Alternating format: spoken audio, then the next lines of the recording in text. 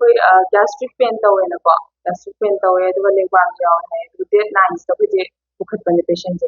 ꯃꯥꯁꯦ ꯀꯟꯁꯜꯇꯦꯟꯠ ꯗꯣꯛꯇꯔ ꯅꯦꯇꯥꯖꯤꯒꯤ ꯃꯈꯥꯗ ꯌꯦꯡꯖꯕꯅꯦ ꯍꯤꯜꯁꯥꯏꯗ ꯍꯣꯁꯄꯤꯇꯥꯜꯗ ꯅꯦꯇꯥꯖꯤꯅꯤ ꯌꯦꯡꯖꯕꯅꯦ ꯑꯗꯨꯒ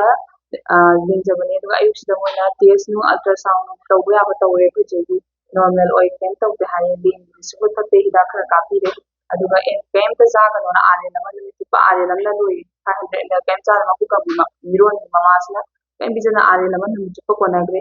ꯌꯨꯝꯗ ꯍꯜꯂꯣ ꯌꯥꯅꯤ ꯍꯥꯏ ꯌꯨꯝꯗ ꯍꯜꯂꯦ ꯑꯩꯈꯣꯏ ꯁꯟꯇꯛꯅ ꯂꯤꯖꯔꯒꯦꯀꯣ ꯌꯨꯝꯗ ꯍꯜꯂꯒ ꯄꯨꯡ 3:30 ꯁ꯭ꯋꯥꯏꯗꯒꯤ ꯑꯃꯨꯛ ꯍꯧꯔꯦ ꯑꯅꯥꯕꯁꯦ ꯍꯧꯔꯛꯄꯗꯒꯤ ꯑꯩꯈꯣꯏꯁꯦ ꯑꯃꯨꯛ ꯆꯠꯂꯒ ꯉꯁꯥꯏ ꯗꯣꯛꯇꯔ ꯀꯟꯁꯜꯇꯦꯟꯠ ꯑꯝꯇ ꯂꯩꯇ꯭ꯔꯦ ꯑꯥꯔꯑꯦꯝꯑꯣꯅ ꯉꯁꯥꯏ ꯃꯣꯏ ꯄꯥꯎ ꯐꯥꯎꯅꯔꯒ ꯀꯟꯁꯜꯇꯦꯟꯠ ꯄꯥꯎ ꯐꯥꯎꯅꯔꯒ ꯃꯣꯔꯅꯤꯡꯗ ꯄꯤꯕꯗ ꯑꯗꯨꯃꯥꯏꯅ ꯁꯦꯝ ꯄꯤꯌꯣꯅ ꯄꯤꯌꯦ ꯑꯗꯨꯗꯁꯨ ꯉꯁꯥꯏ ꯑꯍꯤꯡ ꯄꯨꯡ 9:30 ꯑꯗꯨꯋꯥꯏꯗꯒꯤ ꯇ꯭ꯔꯤꯠꯃꯦꯟ ꯍꯧꯔꯛꯑꯦ ꯃꯣꯏꯅ ꯍꯧꯔꯛꯄꯗꯒꯤ ꯄꯤꯕ ꯑꯥꯔꯑꯦꯜꯗꯣ ꯑꯩꯈꯣꯏ ꯆꯦꯅ ꯂꯩꯇꯕꯗ ꯄꯨꯡ 3 ꯈꯤꯇꯪ ꯍꯦꯟꯕꯅꯦ ꯄꯨꯡ 3 ꯇꯥꯔꯛꯄꯗ 100 ml ꯈꯛꯇꯪꯅꯦ ꯃꯥꯅ ꯃꯁꯥꯗ ꯆꯪꯉꯤꯁꯦ ꯍꯥꯏꯗꯤ ꯑꯗꯨꯛꯀꯤ ꯃꯇꯤꯛ ꯃꯦꯟꯇꯦꯟ ꯇꯧꯗ꯭ꯔꯦ ꯃꯣꯏꯅ ꯌꯥꯝꯅ ꯊꯤꯅ ꯅꯦꯒ꯭ꯂꯤꯖꯦꯟꯁ ꯑꯣꯏꯌꯦ ꯑꯗꯨꯒ ꯑꯣꯛꯁꯤꯖꯦꯟ ꯗ꯭ꯔꯣꯞ ꯇꯧꯔꯛꯑꯦ ꯑꯣꯛꯁꯤꯖꯦꯟ ꯗ꯭ꯔꯣꯞ ꯇꯧꯔꯀꯥꯟꯗ ꯑꯣꯛꯁꯤꯖꯦꯟ ꯍꯥꯞꯄꯤꯌꯣ ꯍꯥꯏꯔꯀꯥꯟꯗ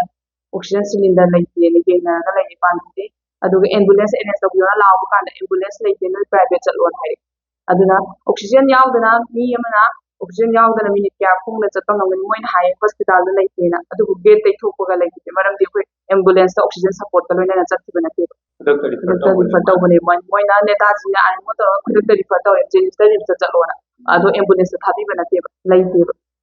ꯃꯣꯏꯒꯤ ꯑꯦꯝꯕꯨꯂꯦꯟꯁ ꯂꯩꯇꯦꯕ ꯀꯩꯝꯇ ꯃꯣꯏ ꯑꯣꯛꯁꯤꯖꯦꯟ ꯂꯩꯇꯦ ꯑꯦꯝꯕꯨꯂꯦꯟꯁ ꯂꯩꯇꯦ ꯀꯩꯝ ꯂꯩꯇꯦ ꯏꯃꯥꯔꯖꯦꯟꯁꯤ ꯍꯥꯏꯕ ꯑꯝꯇ ꯂꯩꯇꯦꯕ ꯃꯣꯏ ꯍꯣꯁꯄꯤꯇꯥꯜꯁꯦ ꯍꯤꯜ ꯁꯥꯏꯗꯁꯤꯗ ꯑꯣꯏꯅ ꯍꯥꯏꯉꯩꯗ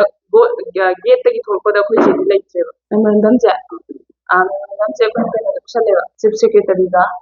ꯉꯁꯤꯒ ꯒꯚꯔꯅꯔꯒ ꯄꯤꯁꯜꯂꯝꯃꯦꯕ ꯁꯤꯁꯦ ꯑꯋꯥꯔꯁꯤꯗ ꯑꯩꯈꯣꯏꯅ ꯍꯥꯏꯌꯦ ꯃꯔꯤ ꯂꯩꯅꯕꯁꯤꯡ ꯐꯖꯅ ꯑꯗꯨꯒ ꯉꯁꯥꯏꯒꯤ ꯍꯣꯁꯄꯤꯇꯥꯜ ꯁꯨꯃꯥꯏꯅ ꯏꯟꯐ꯭ꯔꯥꯁꯇ꯭ꯔꯛꯆꯔ ꯀꯩꯝ ꯂꯩꯇꯕ ꯃꯐꯝꯁꯤꯗ ꯀꯃꯥꯏꯅ ꯂꯥꯏꯁꯦꯟꯁ ꯄꯤꯔꯤꯅꯣ ꯂꯥꯏꯁꯦꯟꯁ ꯄꯤꯔꯤꯕ ꯑꯗꯨꯒꯤ ꯗꯣꯛꯇꯔꯗꯨꯒꯤ ꯃꯊꯛꯇꯁꯨ ꯏꯟꯚꯦꯁꯇꯤꯒꯦꯠ ꯇꯧꯕꯤꯌꯨ ꯍꯥꯏ ꯑꯩꯈꯣꯏ ꯀꯃꯥꯏꯅ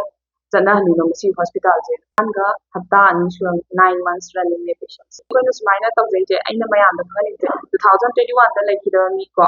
ꯑꯗꯨ ꯃꯌꯥꯝ ꯀꯩꯀꯩ ꯃꯌꯥꯝ ꯌꯥꯎꯔꯛꯑꯦ ꯊꯣꯛꯂꯛꯑꯦ ꯂꯣꯏꯅ ꯂꯩꯈꯤꯗꯦ ꯑꯩꯈꯣꯏꯁꯨ ꯑꯗꯨ ꯇꯧꯈꯤꯗꯦ ꯑꯩꯅ ꯍꯥꯏꯖꯅꯤꯡꯕꯗꯤ ꯃꯌꯥꯝꯗ ꯄ꯭ꯂꯤꯖ ꯃꯌꯥꯝ ꯄꯨꯝꯅꯃꯛ ꯂꯣꯏꯅ ꯑꯦꯋꯦꯌꯔ ꯑꯣꯏꯕꯤꯌꯣ ꯃꯁꯤꯒꯤ ꯍꯣꯁꯄꯤꯇꯥꯜ ꯃꯁꯤꯒꯤ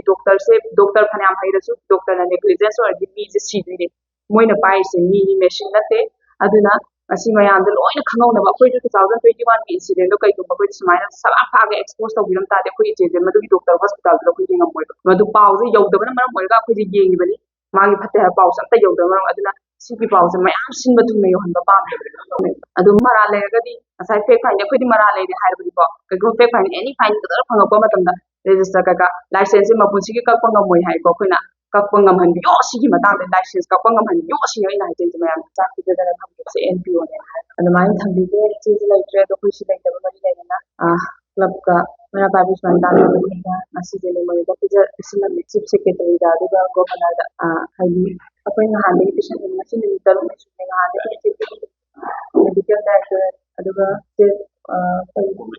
ꯀꯃꯤꯁꯟꯅꯦ ꯑꯗꯨꯒ ꯃꯦꯗꯤꯀꯦꯜ ꯀꯥꯎꯟꯁꯤꯜꯅꯦ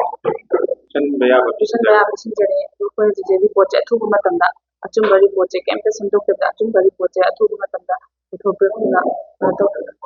ꯄꯣꯁꯃꯣꯔꯇꯦꯝ ꯔꯤꯄꯣꯔꯠ ꯑꯗꯨ ꯉꯁꯥꯏꯒꯤ ꯐꯦꯛ ꯐꯥꯏꯟꯗꯤꯡꯗꯨ ꯍꯣꯁꯄꯤꯇꯥꯜꯗ ꯏꯟꯚꯦꯁꯇꯤꯒꯦꯠ ꯇꯧꯕ ꯐꯦꯛ ꯐꯥꯏꯟꯗꯤꯡꯗꯨꯒꯤ ꯄꯣꯁꯃꯣꯔꯇꯦꯝ ꯔꯤꯄꯣꯔꯠꯁꯦ ꯑꯊꯨꯕ ꯃꯇꯝꯗ ꯄꯤꯕꯤꯔꯛꯅꯕ ꯉꯁꯤ ꯅꯨꯃꯤꯠ 5 ꯁꯨꯔꯦ ꯄꯨꯂꯤꯁꯇꯁꯨ ꯑꯩꯈꯣꯏ ꯔꯤꯄꯣꯔꯠ ꯇꯧꯋꯤ ꯑꯗꯨ ꯀꯩꯝꯇ ꯔꯦꯁꯄꯣꯟꯁ ꯑꯝꯇ ꯂꯩ ꯔꯤꯄꯣꯔꯠ ꯉꯥꯏꯔꯤꯅ ꯂꯣꯏ ꯂꯩꯅꯔꯦ ꯔꯤꯄꯣꯔꯠꯁꯦ ꯑꯊꯨꯕ ꯃꯇꯝꯗ ꯀꯩꯝ ꯁꯤꯟꯗꯣꯛꯇꯕꯤꯗ ꯄꯤꯕꯤꯔꯛꯅꯕ ꯍꯥꯏ ꯀꯩꯒꯨꯝꯕ ꯔꯤꯄꯣꯔꯠꯁꯦ ꯄꯨꯡ 9 ꯃꯅꯨꯡꯗ ꯀꯩꯅꯣ ꯇꯧꯕꯤꯗ꯭ꯔꯒꯗꯤ ꯑꯩꯈꯣꯏ ꯑꯀꯟꯕ ꯑꯦꯛꯁꯟ ꯂꯧꯖꯒꯅꯤꯅ ꯑꯩꯈꯣꯏꯒꯤ ꯁꯥꯏꯠꯇꯒꯤ ꯄꯤꯖꯒꯦ